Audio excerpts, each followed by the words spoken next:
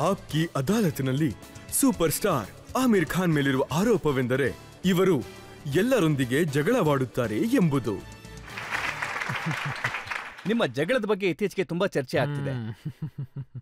ಕಿರಣ್ ರಾವ್ ಅವರ ಜೊತೆ ನೀವು ಜಗಳ ಮಾಡಿದ್ರಿ, ಸಾಕಷ್ಟು ದಿನದವರೆಗೆ ನೀವು ಮಾತಾಡ್ಲಿಲ್ಲ. ಹೌದು ಹೌದು ಹೌದು. ಆಕ್ಚುಲಿ ಇದು ಜಗಳದ ಬಗ್ಗೆ ಅಲ್ಲ. ನಾನು ಯಾರ ಜೊತೆನೂ ಜಗಳ ಆಡಲ್ಲ, ಅದು ನನ್ನ ನೇಚರಲ್ಲೇ ಇಲ್ಲ. ಯಾರ ಜೊತೆನೂ ಜಗಳ ಆಡಲ್ಲ. ಯಾರಾದ್ರೂ ನನಗೆ ಹರ್ಟ್ ಮಾಡಿದಾಗ, ನನ್ನ ಮನಸ್ಸಿಗೆ ನೋವುಂಟು ಮಾಡಿದಾಗ, ಕಷ್ಟ ಕೊಟ್ಟಾಗ ನಾನು ಆಗ ಸೈಲೆಂಟ್ ಆಗೋಗ್ತೀನಿ. ಯಾಕಂದ್ರೆ ಯಾವುದೋ ಒಂದು ಸ್ಟೀಲ್ ಗೋಡೆಗಳು ನನ್ನ ಸುತ್ತ 4 ಕಡೆ ಬರೋ ಥರ ಆಗೋಗುತ್ತೆ. ಮತ್ತೆ ಯಾವ ವ್ಯಕ್ತಿ ನನ್ನ ಜೊತೆ ತಪ್ಪಾಗಿ ನಡ್ಕೊಂಡಿದ್ದಾರೋ ನಾನು ಅವ್ರ ಜೊತೆ ಮಾತಾಡಲ್ಲ, ಅವ್ರ ಮಾತನ್ನು ಕೇಳೋದಿಲ್ಲ, ಅವ್ರಿಗೆ ಉತ್ತರನೂ ಕೊಡೋದಿಲ್ಲ.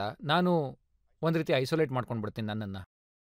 ನನಗೆ ಎಷ್ಟು ನೋವಾಗುತ್ತೆ ಅಂದರೆ, ಎಷ್ಟು ಹರ್ಟ್ ಆಗುತ್ತೆ ಅಂದರೆ, ನಾನು ಅವ್ರ ಜೊತೆ ಎಲ್ಲ ಮಾತುಕತೆನೂ ನಿಲ್ಲಿಸ್ಬಿಡ್ತೀನಿ. ಅಂದರೆ ಒಂದು ರೀತಿಯಲ್ಲಿ ಕಟ್ ಆಫ್ ಆಗೋಗ್ತೀನಿ. ಅವ್ರಿಗೆ ನಾನು ಆಮೇಲೆ ಅವ್ರಿಗೆ ಅವಕಾಶನೇ ಕೊಡೋದಿಲ್ಲ. ಅದು ತಪ್ಪು ಅಂತ ಗೊತ್ತು, ನಾನು ಅದನ್ನು ಒಪ್ತೀನಿ, ನನಗೂ ಗೊತ್ತಿದೆ.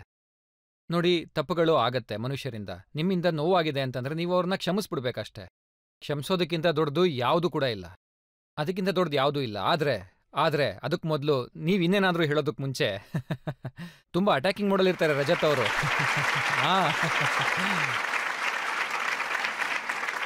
ಸುಮ್ಮನೆ ಅಂತೂ ಬಿಡೋದಿಲ್ಲ, ಟ್ಯಾಕ್ ಟ್ಯಾಕ್ ಟ್ಯಾಕ್ ಟ್ಯಾಕ್ ಒಂದಾದ್ಮೇಲೊಂದು. ಹಾಗಾಗಿ ವಿಷಯ ಏನು ಅಂತಂದ್ರೆ, ನಾನಿದನ್ನ ಇಮ್ಮೆಚ್ಯೂರ್ ಅಂತ ಹೇಳ್ತೀನಿ. ಇದು ಹುಡುಗತನ. ನೋಡಿ, ನಿಮ್ಮ ಸ್ನೇಹಿತನ ಜೊತೆ ಯಾವುದೋ ವಿಷಯದ ಮೇಲೆ ಭಿನ್ನಾಭಿಪ್ರಾಯ ಬಂತು, ಜಗಳ ಆಯ್ತು, ಹಾಗಾಗಿ ನೀವು ವರ್ಷಗಳ ತನಕ ಮಾತಾಡ್ಲಿಲ್ಲ ಅಂದ್ರೆ ಅದು ತಪ್ಪಲ್ವಾ? 7 ವರ್ಷ ಮಾತಾಡಲಿಲ್ಲ. ಹೌದು ಹೌದು, ಅವ್ರ ಜೊತೆ 7 ವರ್ಷ ಮಾತಾಡ್ಲಿಲ್ಲ ನಾನು. ಅದು ಹುಡುಗತನ ಅಲ್ವಾ? ಅದು ಈಗೋ ಅಲ್ವಾ? ನೋಡಿ, ಈಗೋ ಬಂದ್ಬಿಡುತ್ತೆ. ನಾನೇ ಸರಿ, ಅವ್ರ ತಪ್ಪು ಅನ್ನೋದು, ಅವ್ರನ್ನ ಕ್ಷಮಿಸೋದು ಇಲ್ಲ ಆಗ ನಾನು.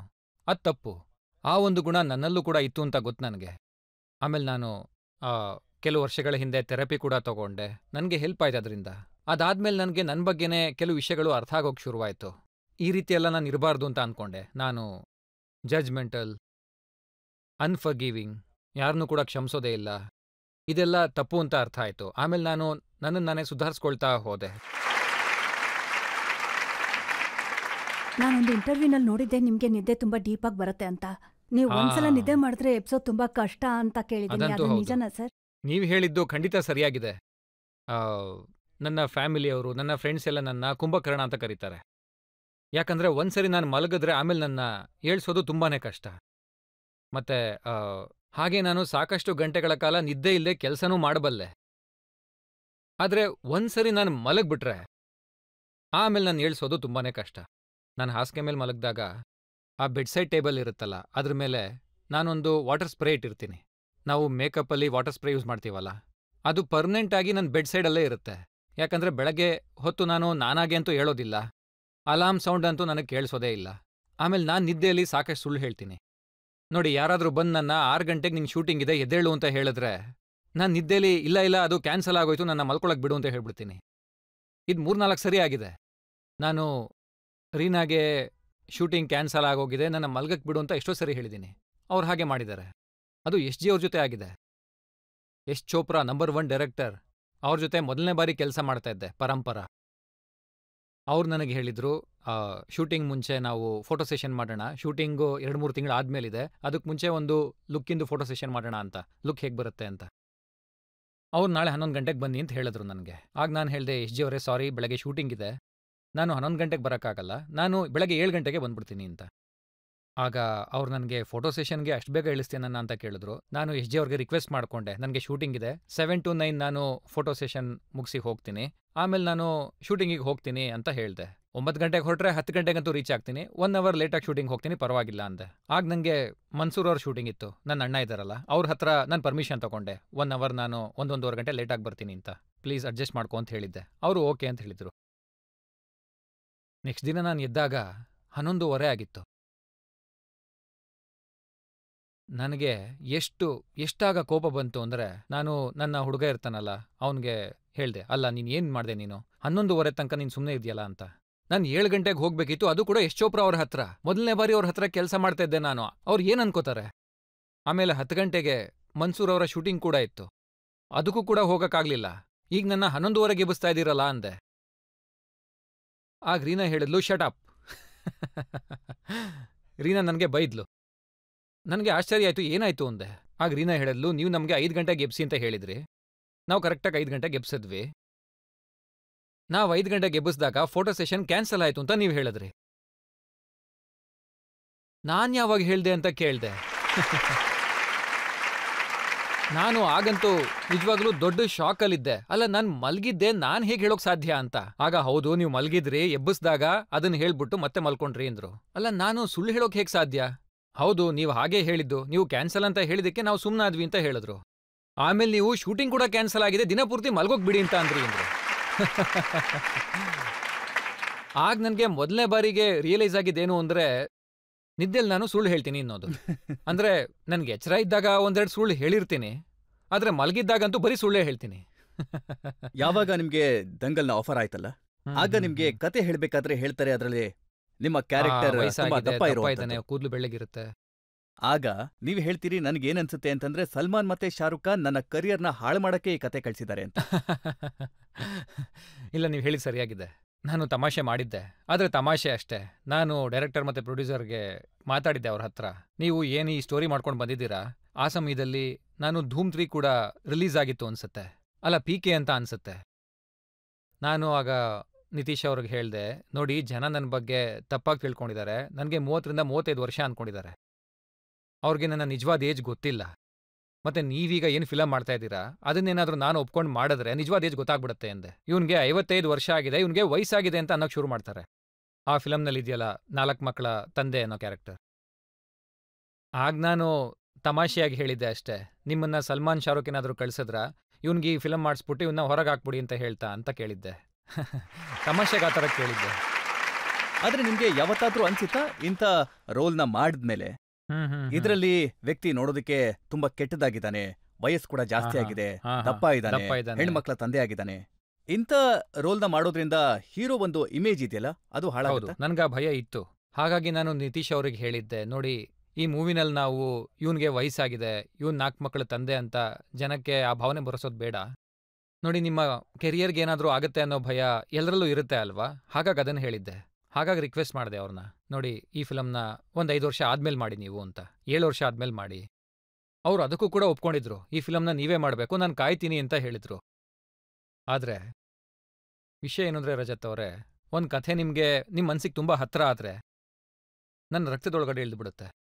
ಅದು ಎಷ್ಟು ಒಳ್ಳೆ ಕಥೆ ಅಂದರೆ, ಅದ್ರ ಥೀಮ್ ಎಷ್ಟು ಚೆನ್ನಾಗಿತ್ತು ಅಂದರೆ, ಅದರಲ್ಲಿ ನಮ್ಮ ಹೆಣ್ಮಕ್ಳ ಬಗ್ಗೆ ಅವರು ಬರೆದಿದ್ರು. ನಾವು ನಮ್ಮ ದೇಶದಲ್ಲಿ ಹೆಣ್ಮಕ್ಳಿಗೆ ಸರಿಯಾಗಿ ಅವಕಾಶ ಕೊಡ್ತಿಲ್ಲ, ನಾವು ನಮ್ಮ ಗಂಡ್ಮಕ್ಳಿಗೆ ಏನು ಕೊಡ್ತೀವಲ್ಲ ಅದನ್ನ ಅವ್ರಿಗೆ ಕೊಡ್ತಾ ಇಲ್ಲ ಅನ್ನೋ ವಿಷಯ ಅದರಲ್ಲಿತ್ತು.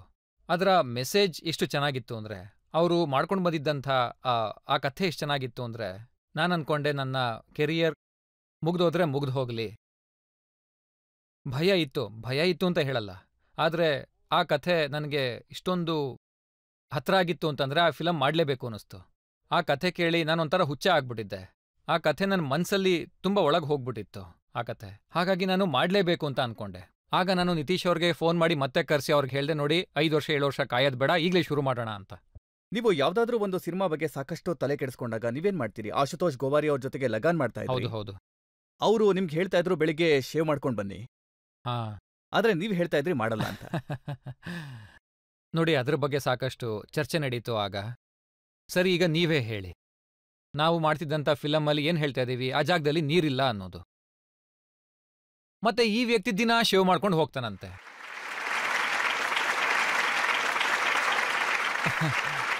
ಹಾಗಾಗಿ ನಾನು ಅಶೋಕ್ ಹೇಳ್ದೆ, ಅಶೋ, ಜನ ಏನಂತ ಹೇಳ್ತಾರೆ ಇದಕ್ಕೆ? ಸರಿ, ಜನದ ಕತೆ ಬಿಡಿ ಹೋಗ್ಲಿ, ಅಲ್ಲಿ ಹಳ್ಳಿ ಜನ ಇರ್ತಾರಲ್ಲ, ನಮ್ ಸುತ್ತ ದಿನ ಸಿಗ್ತಾ ಇರ್ತಾರಲ್ಲ, ಅವ್ರು ಕೇಳ್ತಾರೆ, ಅಲ್ಲ ಭುವನ್ ನಿನ್ಗೆ ನೀರಿಲ್ಲಿಂದ ಸಿಗ್ತದೆ ಶೇವ್ ಮಾಡೋಕೆ, ನಮಗೂ ಹೇಳು, ನಾವು ಆ ಬಾವಿಗೆ ಹೋಗಿ ಬರ್ತೀವಿ ಅಂತ. ನೋಡಿ, ಇದು ಇಲ್ಲಾಜಿಕಲ್ ಅಂತ ಅವ್ರಿಗೆ ಹೇಳ್ದೆ. ಆಗ ಅಶೋ ಅವ್ರು ಹೇಳಿದ್ರು, ನೋಡಿ, ನಾನು ಲಾಜಿಕ್ ಬಗ್ಗೆ ಯೋಚಿಸ್ತಾ ಇಲ್ಲ, ನನಗೆ ನೀವು ಹಾಗೆ ಚೆನ್ನಾಗಿ ಕಾಣಿಸ್ತೀರಾ, ಲಾಜಿಕ್ ಬಗ್ಗೆ ಯೋಚಿಸ್ಬೇಡಿ ಅಂತಂದ್ರು. ನೀವು ಹೀಗೆ ಬನ್ನಿ ಅಂದ್ರು. ನಾನು ಡೈರೆಕ್ಟರ್ ಹೇಳ್ತಿದ್ದಾರೆ ಅಂದ್ರೆ ಮಾಡಲೇಬೇಕಾಗತ್ತೆ. ಆದ್ರೆ ನೋಡಿ, ವಿಷಯ ಏನು ಅಂದ್ರೆ, ಇವತ್ತು ನಾವಿದ್ರ ಬಗ್ಗೆ ಮಾತಾಡ್ತಾ ಇದ್ದೀವಿ, ಆದ್ರೆ ಫಿಲಮ್ ನೋಡಿ ಯಾರೂ ಅದ್ರ ಬಗ್ಗೆ ಮಾತಾಡಿರ್ಲಿಲ್ಲ. ಇವನು ದಿನ ಹೇಗೆ ಶೇವ್ ಮಾಡ್ತಾನೆ, ನೀರಲ್ಲಿ ಸಿಗುತ್ತೆ ಅಂತ ಯಾರಿಗೂ ತಲೆಗೆ ಹೋಗ್ಲಿಲ್ಲ ಅದು. ಆಕ್ಚುಲಿ ಆಶು ಕರೆಕ್ಟಾಗಿ ಹೇಳಿದ್ರು, ನಾನ್ ತಪ್ಪಾಗಿ ಹೇಳಿದ್ದೆ. ನೀವು ಲಾಜಿಕಲ್ ಅದನ್ನ ನೋಡ್ತಾ ಇದ್ದೀರಾ, ಹಾಗೆ ನೋಡ್ಬೇಡಿ, ಭುವನ್ ನನಗೆ ಆ ಥರ ಕಾಣಿಸ್ಬೇಕು ಅಂತ ಅವ್ರು ಹೇಳಿದ್ರು. ಅದರಲ್ಲೂ ನಾನು ಒಂದು ಸಣ್ಣ ಚೀಟಿಂಗ್ ಮಾಡಿದ್ದೆ. ನಾನೇನ್ ಮಾಡಿದ್ದೆ, ಬೆಳಗ್ಗೆ ಬೆಳಗ್ಗೆ ಶೇವ್ ಮಾಡ್ತಾ ಇರಲಿಲ್ಲ. ಯಾಕಂದ್ರೆ ಅವಾಗ ತುಂಬಾ ಬೆಳ್ಳಗೆ ಕಾಣಿಸ್ತಿದ್ದೆ ನಾನು. ನಾನೇನ್ ಮಾಡ್ತಿದ್ದೆ, ನಾನು ರಾತ್ರಿ ಶೇವ್ ಮಾಡಿರ್ತಿದ್ದೆ. ಸೊ ಮುಂದಿನ ದಿನದಷ್ಟೊತ್ತಿಗೆ 12 ಗಂಟೆ ಆಗಿರುತ್ತೆ. ಆಗ ಒಂದು ಸ್ವಲ್ಪ ಗಡ್ಡ ಬಂದಿರುತ್ತೆ, ಕ್ಲೀನ್ ಶೇವ್ ಥರ ಅನ್ಸೋದಿಲ್ಲ ಅಂತ. ಹಾಗಾಗಿ ಇದನ್ನೆಲ್ಲ ನಾನು ಮಾಡ್ತಾ ಇದ್ದೆ. ಅಂದ್ರೆ ನಿಮ್ಗೆ ಚೆನ್ನಾಗಿ ಕಾಣಿಸ್ಕೊಳ್ಳೋದ್ರಲ್ಲಿ ಆಸಕ್ತಿ ಇಲ್ಲ? ಇಲ್ಲ ಇಲ್ಲ, ನನಗೆ ಕ್ಯಾರೆಕ್ಟರ್ ಚೆನ್ನಾಗಿ ತೋರಿಸ್ಬೇಕು ಅನ್ನೋ ಆಸೆ, ಕತೆಗೆ ಏನ್ ಬೇಕೋ ಅದನ್ನ ತೋರಿಸ್ಬೇಕು ಅನ್ನೋ ಆಸೆ.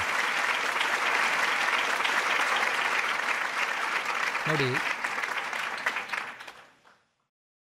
ಆಸ್ ಅ ಕ್ರಿಯೇಟಿವ್ ಪರ್ಸನ್ ಒಂದು ಎಕ್ಸೈಟ್ಮೆಂಟ್ ಇರುತ್ತಲ್ಲ, ಪ್ರತಿ ಬಾರಿ ಹೊಸದಾಗಿ ಏನೋ ತೋರಿಸ್ಬೇಕು ಅನ್ನೋದು ನಿಮ್ಗೆ ಅನ್ಸ್ಬೇಕು. ನೋಡಿ, ಹಿಂದಿನ ಫಿಲಮಲ್ಲಿ ಇವನು ಈ ತರ ಇದ್ದ, ಇವಾಗ ಈ ತರ ಆಗೋಗಿದ್ದಾನೆ. ನಿಕುಮ್ ಸರ್ ಎಷ್ಟು ಸೆನ್ಸಿಟಿವ್ ಆಗಿದ್ರು, ಆಮೇಲೆ ನಾನು 3 Idiots ಅಲ್ಲಿ ಹೇಗಾದೆ, ಅದಾದ್ಮೇಲೆ ಒಂದೇ ಸರಿ ಪೀಕಿನಲ್ಲಿ ಹೇಗಾದೆ. ನಿಮ್ಗೆ ಅನ್ನಿಸ್ಬೇಕು ಇವನು ಏನ್ ಮಾಡ್ತಿದ್ದಾನೆ, ಯಾವ ಜಾದು ಮಾಡ್ತಿದ್ದಾನೆ ಇವನು, ಹಾಗೆ ಹೀಗೆ ಎಲ್ಲ ತರ ಆಗ್ತಾನಲ್ಲ ಅಂತ. ಅದು ನನ್ನ ಆಸೆ.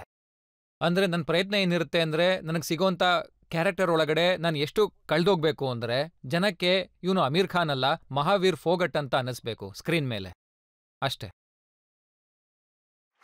ನೀವು ನಿಮ್ಮ ರೂಪನ ಹೇಗೆಲ್ಲ ಬದಲಾಯಿಸಿದ್ರಿ ಅನ್ನೋದ್ರ ಬಗ್ಗೆ ನನ್ನ ಹತ್ರ ಕೆಲವೊಂದು ಫೋಟೋಸ್ ಇದೆ. ನಾನೀಗ ಅದನ್ನ ಜನಗಳಿಗೆ ತೋರಿಸೋದಕ್ಕೆ ಇಷ್ಟಪಡ್ತೀನಿ. ತೋರಿಸಿ, ಒಂದೊಂದೇ ಫೋಟೋಗಳನ್ನ ತೋರಿಸ್ತಾ ಹೋಗ್ತೀನಿ, ಯಾವ ಕ್ಯಾರೆಕ್ಟರ್ ನಲ್ಲಿ ಹೇಗೆ ಕಾಣಿಸ್ತೀರಿ ನೋಡಿ. ಅಂತ. ಇದು ರಂಗೀಲಾ. ಇದು ಮಂಗಲ್ ಪಾಂಡೆ. ಇದು ದಿಲ್ ಚಾಹತಾ ಹೈ, ಖಜನಿ, 3 Idiots, ಧೂಮ್ 3, PK, ದಂಗಲ್, ಇದು ಲಾಲ್ ಸಿಂಗ್ ಚಡ್ಡಾ, ಇದು ಸಿತಾರೆ ಜಮೀನ್ ಪರ್. ನೋಡಿ ಲಗಾನ್ ಲುಕ್ ಹೇಗಿತ್ತು.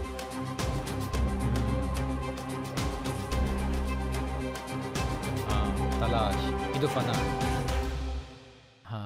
ಇದು ಅದೇ ಅಲ್ವಾ, ನಾನು ಡೆಲ್ಲಿ ಬೆಲ್ಲಿನಲ್ಲಿ ಲಾಸ್ಟಲ್ಲಿ ಬರುತ್ತಲ್ಲ, ಅದಲ್ವಾ ಇದು?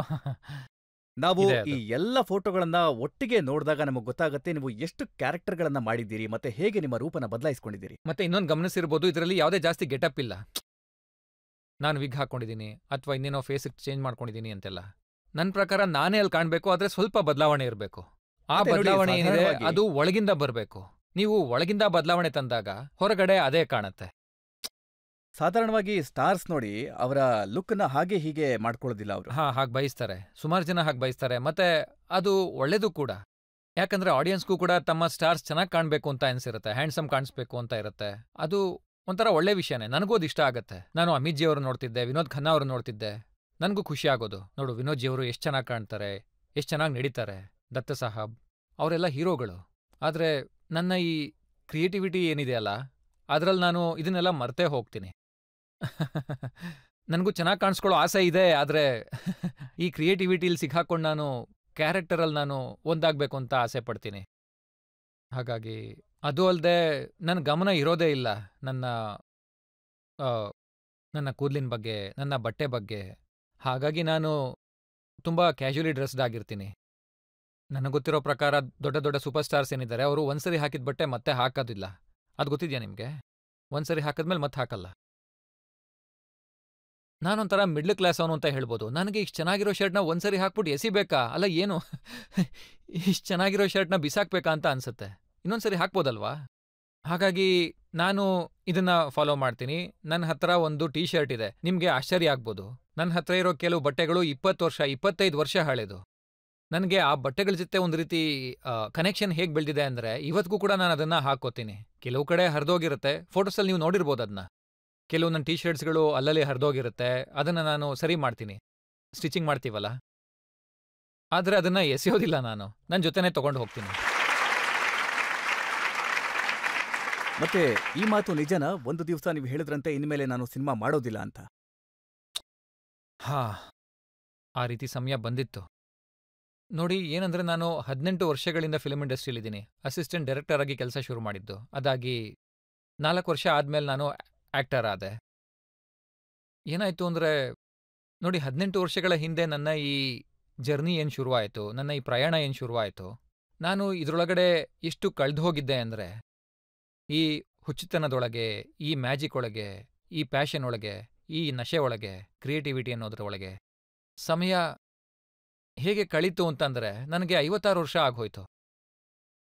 ಆಗ ಕೋವಿಡ್ ಕಾರಣದಿಂದ ನಾನು ಮನೇಲಿದ್ದೆ, ಒಬ್ನೇ. ಆಗ ನಾನು ಯೋಚಿಸಿದೆ, ನನ್ನ ಜೀವನ ಹೇಗೆ ಕಳೆದಿದೆ ಅಂತ. ಅದು ಕೋವಿಡಿಂದ ಆಗಿರೋದು. ಕೋವಿಡ್ ಬಂದಿರಲಿಲ್ಲ ಅಂದಿದ್ರೆ ನಾನು ಮತ್ತೆ ಕೆಲಸದಲ್ಲೇ ಬ್ಯುಸಿ ಇರ್ತಾ ಇದ್ದೆ. ಕೋವಿಡ್ನ ಕಾರಣದಿಂದ ನಾನು ಮನೇಲೇ ಇರೋ ಹಾಗಾಯ್ತು. ಆಗ ಯೋಚಿಸ್ತಿರ್ಬೇಕಾದ್ರೆ ನನಗನ್ನಿಸ್ತು, ಅಮೀರ್ ನೀನು ಏನ್ ಮಾಡಿದ್ಯಾ ಅಂತ. ನಿನ್ನ ಈ ಫ್ಯಾಮಿಲಿ, ನಿನ್ನ ಈ ಮಕ್ಕಳು, ನಿನ್ ತಾಯಿ, ನಿನ್ನ ಅಣ್ಣ ತಂಗೀರು, ನೀನು ಇವ್ರಿಗೆಲ್ಲ ಸಮಯನೇ ಕೊಟ್ಟಿಲ್ವಲ್ಲ ಅಂತ ಅನ್ನಿಸ್ತು. ಸ್ವಲ್ಪ ಸಮಯನೂ ಕೊಟ್ಟಿಲ್ಲ. ಅಲ್ದೆ ಸಮಯ ಕೊಟ್ರೂ ಕೂಡ, ಅವ್ರ ಜೊತೆನೇ ಇದ್ರೂ ಕೂಡ ನಿನ್ನ ಗಮನ ಬೇರೆ ಎಲ್ಲೋ ಇರ್ತಾ ಇತ್ತು. ಹಾಗಾಗಿ ಇದನ್ನ ಯೋಚಕ್ ಶುರು ಮಾಡಿದ್ಮೇಲೆ, ರಿಯಲೈಸ್ ಮಾಡೋಕ್ ಶುರು ಮಾಡಿದ್ಮೇಲೆ, ಹೀಗೆ 1 ದಿನ 2 ದಿನ 3 ದಿನ ನನಗೆ ತುಂಬ ಡಿಪ್ರೆಷನ್ಗೆ ಹೋಗ್ಬಿಟ್ಟೆ ರಜತ್ ಅವ್ರೆ. ನನಗೆ ತುಂಬ ಬೇಜಾರಾಯಿತು, ಮತ್ತೆ ತುಂಬ ಗಿಲ್ಟ್ ಕಾಡೋಕೆ ಶುರುವಾಯಿತು.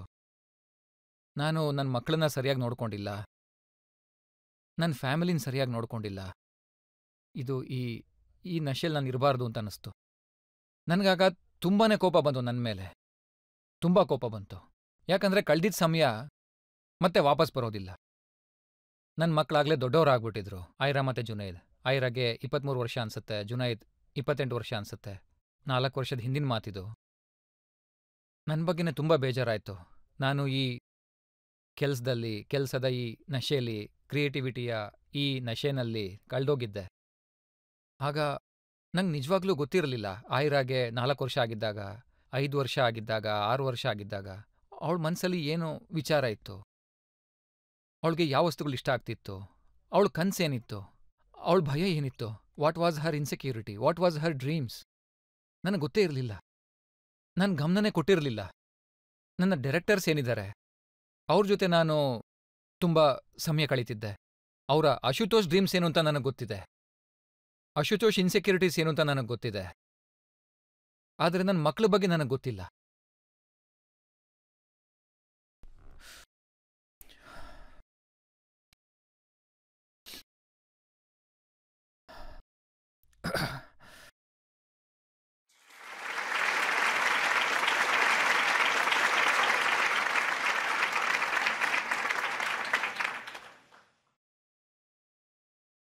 ನನಗೆ ತುಂಬ ಬೇಜಾರಾಯಿತು. ಆಗ ಕೋಪನೂ ಬಂತು, ನನ್ನ ಮೇಲೆ ನನಗೆ ಕೋಪ ಬಂತು.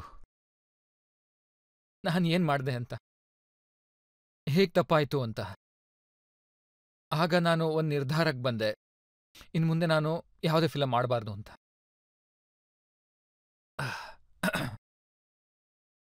ಇನ್ನಿರೋ ಸಮಯನೆಲ್ಲ ನಾನು ಮಕ್ಕಳ ಜೊತೆ ಕಳೀತೀನಿ, ನನ್ನ ಫ್ಯಾಮಿಲಿ ಜೊತೆ ಕಳೀತೀನಿ. ನನ್ನ ಕೆರಿಯರ್ ಏನಿದೆ ಇದು ಲಾಲ್ ಸಿಂಗ್ನ ಮಧ್ಯದಲ್ಲಿ ನಡೀತಿದ್ದು. ಕೋವಿಡ್ ಬಂದಿತ್ತಲ್ಲ, ಲಾಲ್ ಸಿಂಗ್ ಅರ್ಧ ಮುಗ್ದಿತ್ತು, ಎಕ್ಸಾಕ್ಟ್ಲಿ 50%ಅಲ್ಲಿತ್ತು, ಇನ್ನು ಅರ್ಧ ಫಿಲಮ್ ಉಳಿದಿತ್ತು.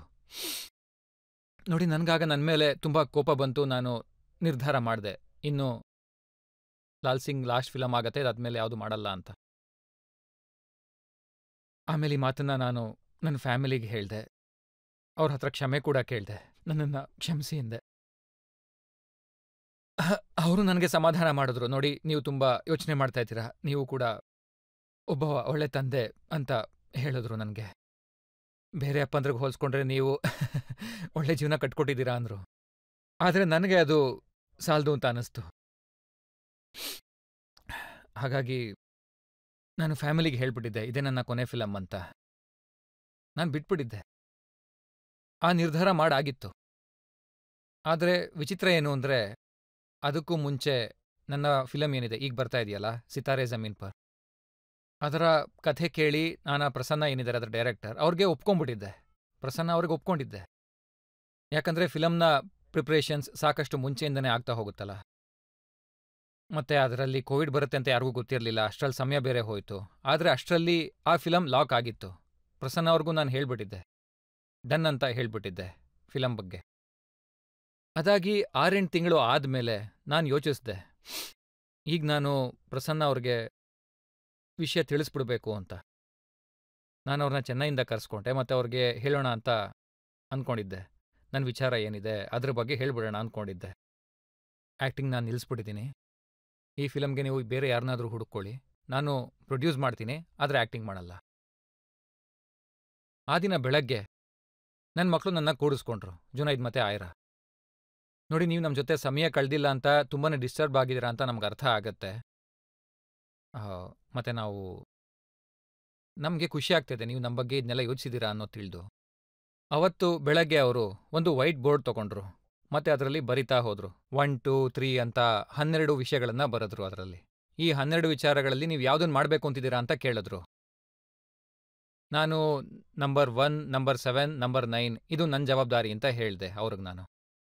ಅದಕ್ಕೆ ಎಷ್ಟು ಸಮಯ ಬೇಕಾಗತ್ತೆ ಅಂದರು. ಅದಕ್ಕೊಂದು 15% ಸಾಕಾಗತ್ತೆ, ಜಾಸ್ತಿ ಏನು ಬೇಕಾಗಲ್ಲ ಅಂತ ಅವ್ರಿಗೆ ಹೇಳಿದೆ. ಇನ್ನು 85% ಏನು ಮಾಡ್ತೀರಾ ನೀವು, ಮಿಕ್ಕಿರೋ ಸಮಯನ ಹೇಗೆ ಕಳಿತೀರಾ ಅಂತ ಕೇಳಿದ್ರು. ನಾನು ನಿಮ್ಮಿಬ್ಬರ ಜೊತೆ ಕಳಿತೀನಿ ಅಂತ ಹೇಳಿದೆ. ಆಗ ಅವರು ಕೈ ಮುಗಿದ್ಬಿಟ್ರು.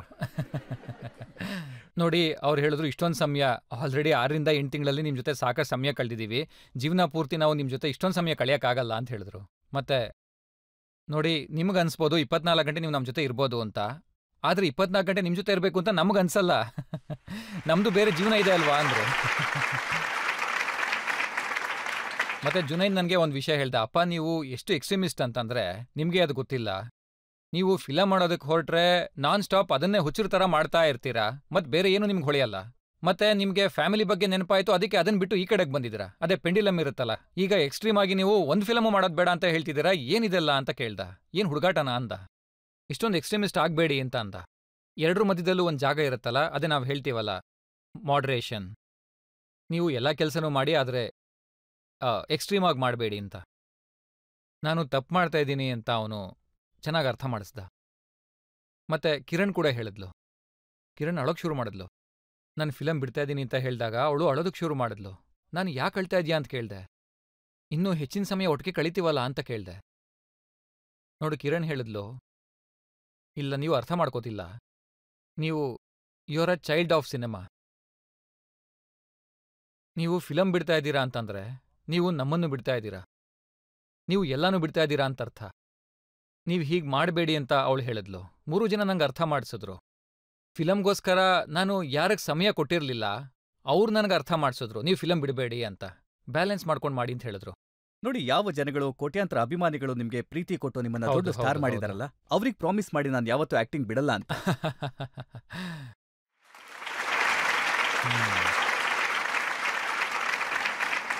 ನೋಡಿ, ಇವತ್ತು ಇಲ್ಲಿ ನಿಮ್ಮ ಶೋನಲ್ಲಿ ನಾನು ಇವತ್ತು ಹೇಳ್ತಾ ಇದ್ದೀನಿ, ನಾನು ಯಾವುದೇ ಕಾರಣಕ್ಕೂ ಫಿಲ್ಮ್ ಇಂಡಸ್ಟ್ರಿನ ಬಿಡೋದಿಲ್ಲ. ಹಾಗೆ